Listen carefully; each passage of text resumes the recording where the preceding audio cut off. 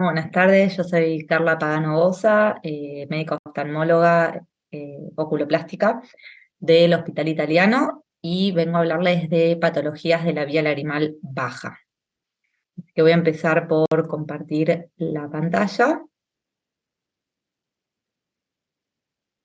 así ponemos la clase, ¿sí? Y vamos a-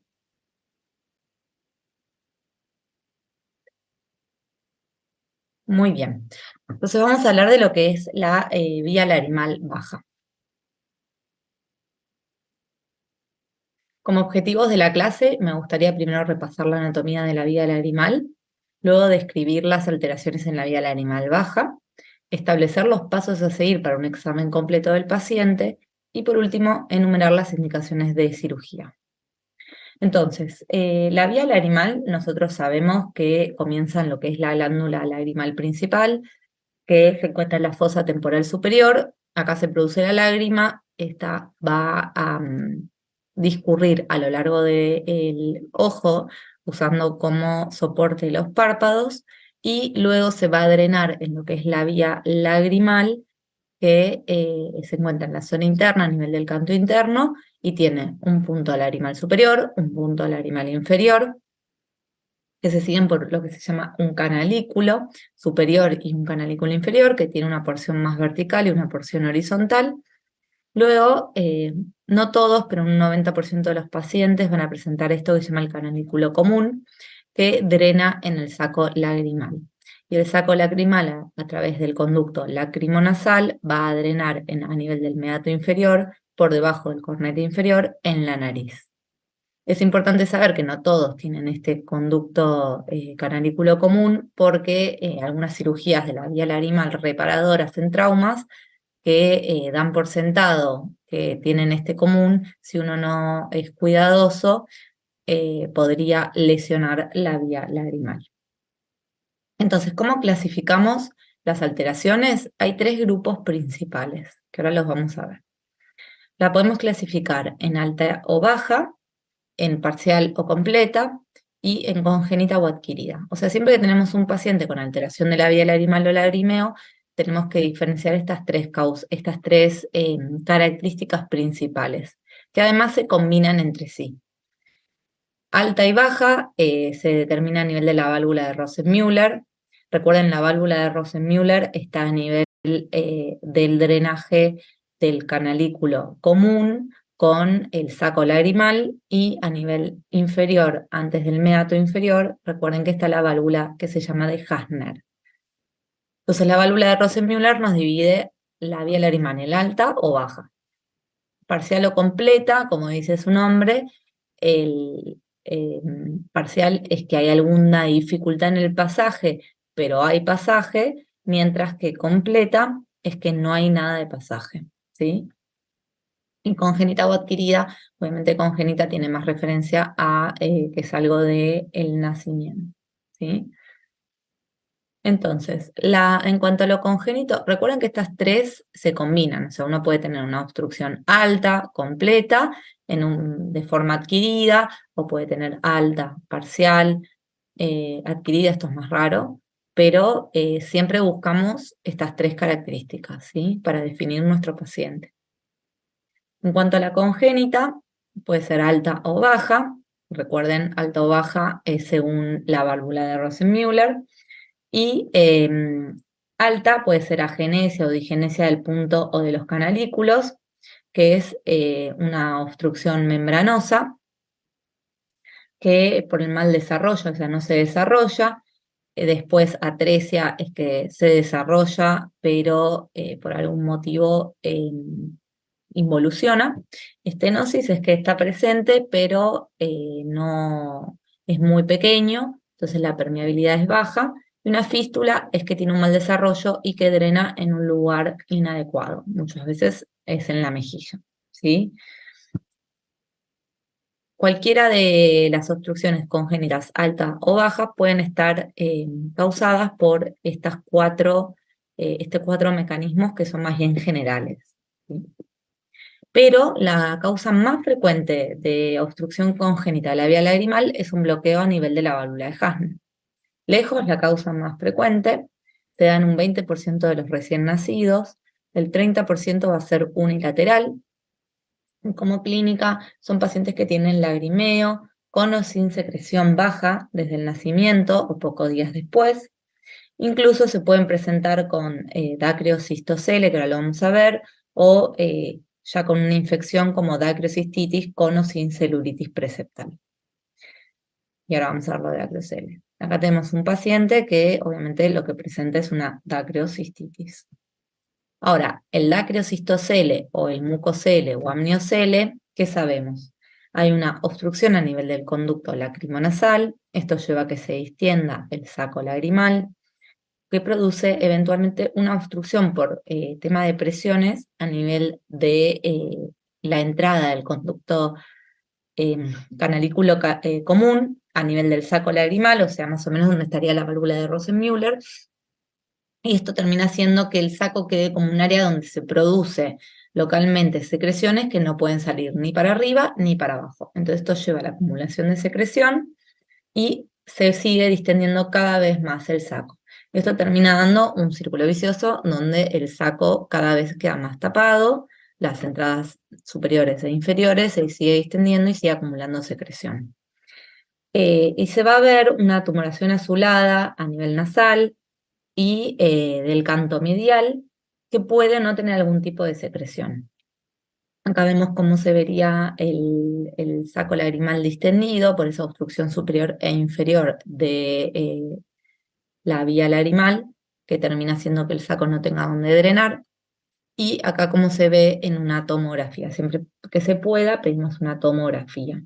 El diagnóstico diferencial es el meningoencefalocele y el diagnóstico es clínico y se pide la tomografía en situaciones donde se quiere confirmar el diagnóstico o la sospecha diagnóstica, porque confirmar es solo por anatomía.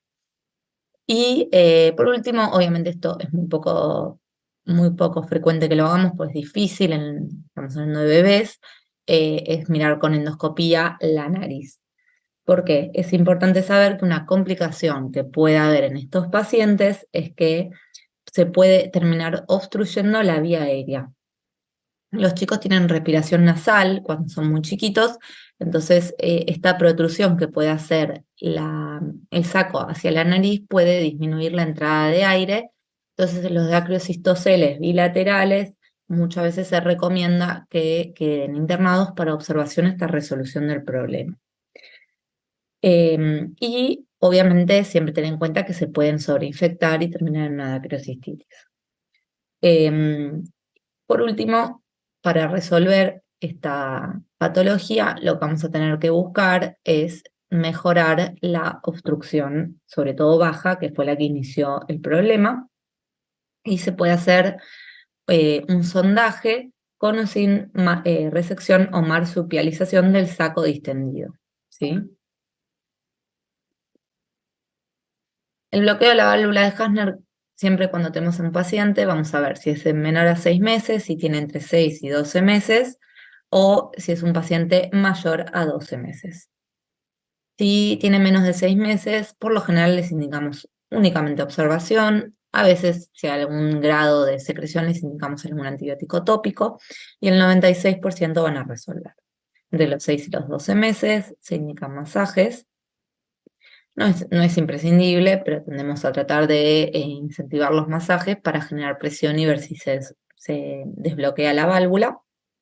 Y por último, si ya es un paciente mayor a un año o si ya tiene un episodio de acrocistitis, aunque sea menor a un año, le hacemos un sondaje, de los cuales el 90% resuelve, el 10% no resuelve y puede requerir un segundo sondaje, de los cuales la mitad resuelve, el 50% no resuelve, y ya la siguiente intervención sería una intubación o cirugía con balón. Esto ya se usa muy poco, la mayoría utilizamos la intubación mono o bicanalicular, de los cuales el 90% resuelve, y de los que no resuelven, que ya por suerte es un porcentaje muy bajo, van a ir a DSR.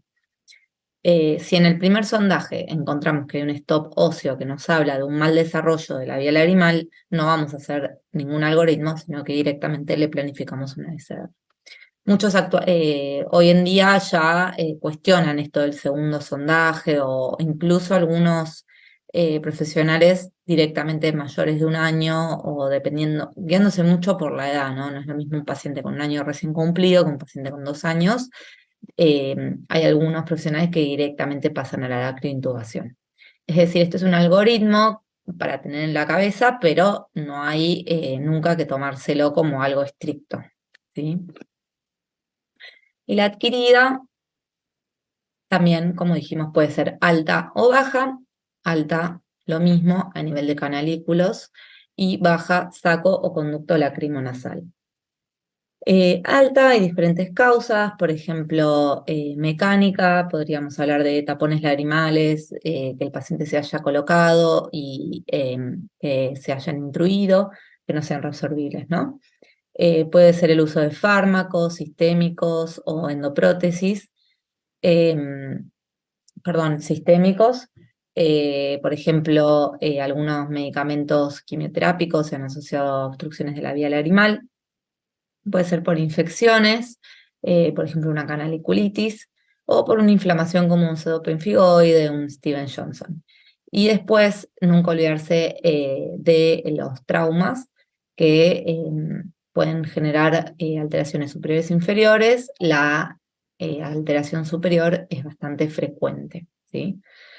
Y en cuanto a la baja, también lo mismo, tenemos causas mecánicas, puede haber una infección que termina haciendo que se obstruya, algunos fármacos, como por ejemplo también quimioterápicos, se ha visto que pueden generar obstrucciones bajas.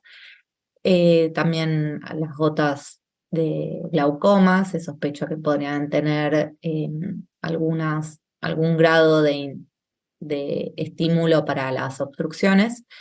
Cualquier tumor de la vía lagrimal o trauma que afecte la parte inferior. Y dentro del trauma no se olviden nunca que hay que preguntar por los antecedentes de cirugía de nariz. Pero la causa más frecuente en los adultos es la primaria o idiopática. Es decir, no sabemos la causa, y como clínica son pacientes con lagrimeo, secreción a la compresión del saco, dacrocistitis con o sin celulitis. Acá tenemos una paciente que tiene una dacrocistitis clara. Recuerden, la dacrocistitis es una consecuencia de la obstrucción, no es una causa de obstrucción, que el germen más frecuente es el Staphylococcus aureus o el neumococo, son los dos más frecuentes de dacrocistitis. Y si estamos frente a un diabético, un inmunosuprimido, pacientes hacinados, también tenemos que descartar gram positivos, gram negativos, perdón. Y obviamente la fisiopatología de la dacrocistitis es la obstrucción del conducto lacrimonasal, es decir, que la dacrocistitis no es causa de obstrucción, ¿sí? Y se van a presentar con este eritema y edema ahí a nivel del canto interno, y el saco distendido. Muchas veces se asocia a dolor, y si comprimimos el saco, no hace falta hacerlo porque va a dolerle al paciente, pero saldría secreción, ¿sí? También puede ser crónico, con lo cual se va a ver una inflamación menos intenso, y el masaje puede tener un reflujo más bien mucoide. Las neoplasias de la vía lagrimal siempre las tenemos que tener presentes, pero por suerte son poco frecuentes. Tienen lagrimeo, pueden o no tener hemolacria, y hay una induración palpable a nivel del canto interno.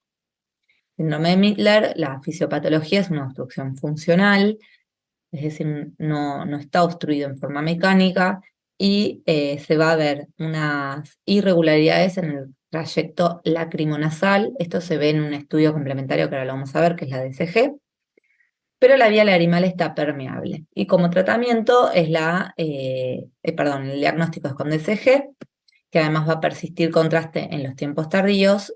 Recuerden, siempre cuando pedimos DCG hay que pedirlo con tiempos tardíos, y el tratamiento es la dacriointubación.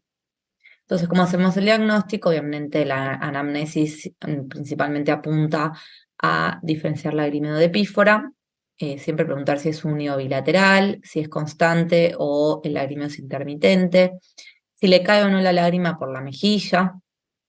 si tiene algún síntoma de irritación de los ojos, si utiliza alguna medicación tópica y nunca dejamos de preguntar los antecedentes generales y los oftalmológicos. Y los de otorrino. Siempre es importante saber si un paciente fue operado de la nariz. En el examen físico buscamos siempre signos de parálisis facial que puedan ser la causa del lagrimeo. Miramos Wood, Schirmer y dye test para descartar un ojo seco. Y a la biomicroscopía lo que no podemos dejar de mirar es la posición del punto lagrimal y la forma, ver si tiene conjuntivo chale, así que esté ocluyendo el punto lagrimal. Si hay congestión, hipertrofia de carúnculas, que nos hable de algo más inflamatorio. Evaluamos siempre el saco lagrimal comprimiéndolo. Evaluamos las pestañas y ver que la oclusión palpebral sea correcta para ver que no haya lagoftalmos. Y la córnea para ver si tiñe. Como estudio gold standard para un paciente que sospechamos obstrucción, va a ser el plombaje. El plombaje usamos una jeringa, una cánula de plombaje y el dilatador de punto lagrimal. Y básicamente lo que hacemos es entrar por el punto lagrimal con la cánula e irrigamos. Y con este estudio nosotros podemos saber todo. Podemos saber si la obstrucción es alta o baja, si es parcial o completa. La verdad que nos da toda la información que necesitamos. Es decir, si es alta y es total, yo no voy a poder pasar, por ejemplo, con la cánula. Ahora, si es alta y parcial, me va a costar pasar, pero voy a lograr llegar a saco. Si cuando irrigo tengo un reflujo del 100% del líquido, sabemos que la obstrucción es baja completa. En cambio, a veces tarda en llegar a que el paciente nos diga que los percibe en la garganta, pero tiene pasaje. Y aún así hay un poco de reflujo, sabemos que es una obstrucción con pasaje, o sea, es parcial, pero que hay una dificultad, ¿sí? Luego tenemos este estudio, esto se llama TSG, es un estudio similar al plombaje, pero con contraste. Y acá vemos que se inyecta un material de contraste en la vía lagrimal y vemos cómo pasa a través de la vía lagrimal y llega a la nariz. Recuerden que pedimos siempre los tiempos tardíos porque en tiempos tardíos debería estar limpia la vía lagrimal y si persiste nos puede hablar de alguna alteración en la funcionalidad del bombeo de la vía lagrimal. Y siempre hay que tener en cuenta qué contraste se usó. No es lo mismo el contraste hidrosoluble, que se elimina en 10 minutos, que un contraste liposoluble, que se puede tardar hasta media hora en eliminarse, ¿sí? Y por último tenemos este estudio que se llama la dacreocistografía, el centellografía, que es un estudio que se colocan unas gotas de un material eh, em, ay, de un material que es, no me sale el nombre, pero no importa, el tema es que es un material de medicina nuclear y se toman fotografías para evaluar cómo pasa el contraste.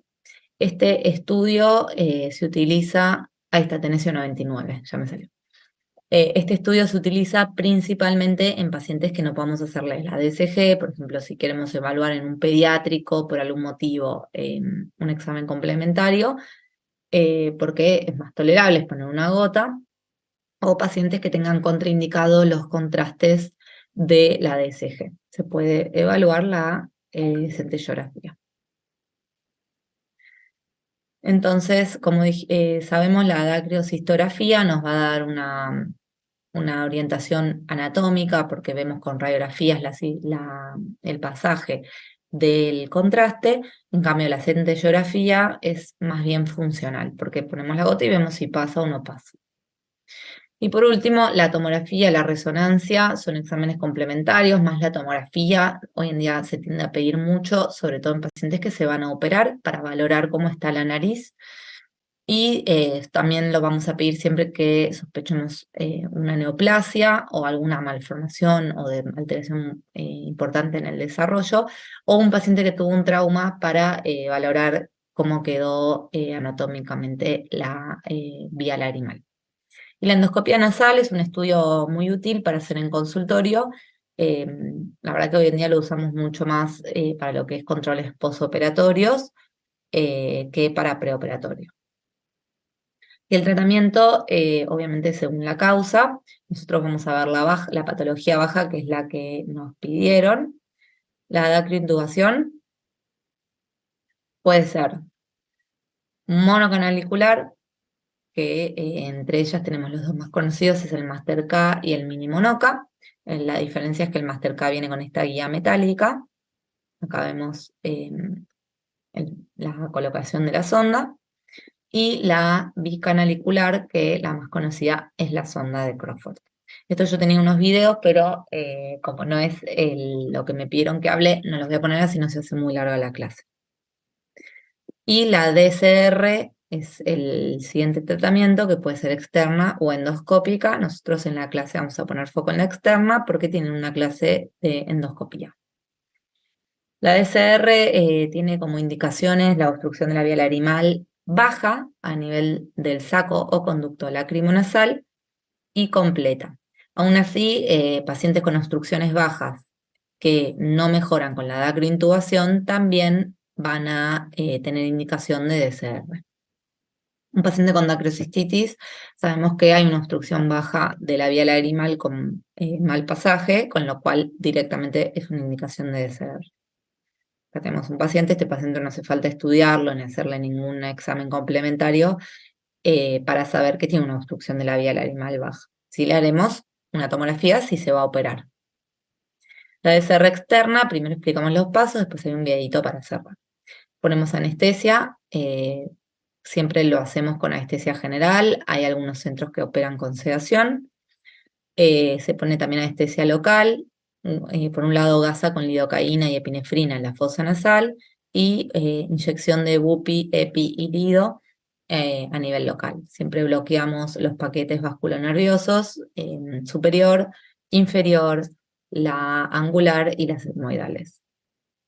Se hace primero una incisión a nivel de la piel entre el canto medial y el puente nasal con aguja de colorado o con bisturí. Ahí vemos una marcación que hicimos en un paciente que se iba a operar, para que vean más o menos la altura. Luego se abre el orbicular, nosotros usamos mucho la Stevens para llegar hasta el periósteo, y ponemos suturas de tracción para que nos hagan campo. Lo vamos a ver bien en el video. Se eleva el periósteo, y una vez que el periósteo lo elevamos con esto, que es el elevador del periósteo, Freer, tiene muchos nombres. Ahí vemos cómo llegamos al periósteo. Estamos corriendo el saco lagrimal, esto es periósteo, y acá están las suturas de tracción, ¿sí? Entonces desperiostizamos el hueso para después poder hacer la osteotomía. Entonces el siguiente paso es la osteotomía. Esto lo vamos a poder hacer luego de usar el mismo, el elevador del periósteo para entrar a la fosa lagrimal y fracturar el hueso lagrimal. Y luego con la Kerrison, que es esta pinza que vemos acá, vamos a empezar a comer hueso. Ahí yo puse una referencia, les escribí mucosa y hueso para que se orienten en el dibujo. Vamos a empezar a comer el hueso y a generar nuestra osteotomía, que tiene que ser bastante amplia para mejorar la tasa de éxito. Luego vamos a hacer los flaps de mucosa a nivel del saco lagrimal y de la mucosa nasal. Tenemos la osteotomía, que es el hueso azul. Esto ya se visualiza la mucosa nasal y la mucosa del saco lagrimal. Entramos con la sonda de Bowman para protruir el saco, y con un crescent generamos un flapcito que actualmente es en forma de U, ¿sí? Vemos cómo se hace los flaps de mucosa. Colocamos la sonda de Crawford o el de intubación, o sea, una sonda de la vía lagrimal. Antes se tenía que utilizar más este flap posterior, actualmente ya no prácticamente no se usa, sino únicamente usamos los flaps de mucosa anterior. Acá tenemos la mucosa de saco, la mucosa a nivel nasal, y todo lo que sobra de saco lagrimal se extrae, se remueve. Suturamos los colgajos, flap de mucosa de saco lagrimal con mucosa nasal. Y por último, hacemos el cierre ahí está.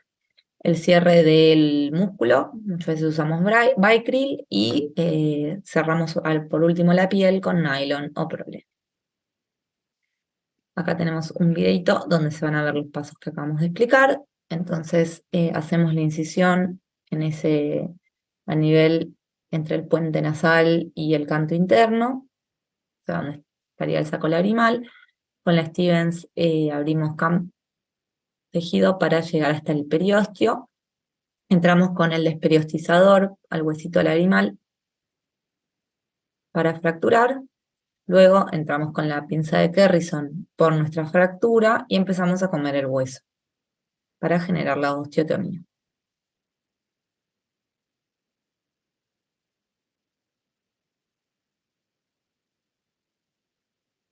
Muy bien, ahí se fue bastante rápido, pero se hizo los flapsitos de las mucosas. Acá se están pasando las ondas de la vía lagrimal que se rescatan, estos flaps de mucosa nasal, se rescatan en la nariz. Ahí se está terminando de abrir para hacer más campo.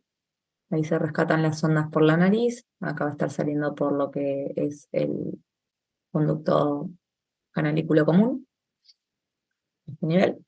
Porque recuerden que queda el flapcito que hicimos de saco, pero después todo el resto de saco se saca. Y acá unimos el flap de la mucosa nasal con el flap que hicimos de el saco lagrimal. Suturamos los flaps, cerramos músculo.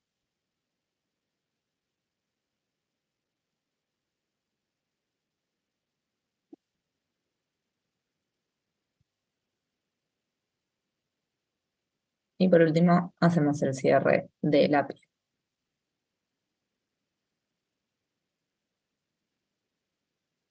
Queda cerrado. Se puede hacer punto simple, se puede hacer punto continuo. La BCR endoscópica la voy a pasar, la verdad que es la técnica hoy de elección, pero sé que tienen una clase de esto, así que no voy a ahondar en este tema. En cuanto al posoperatorio, les dejamos muchas veces un spray nasal y unas gotitas de antibiótico con corticoide.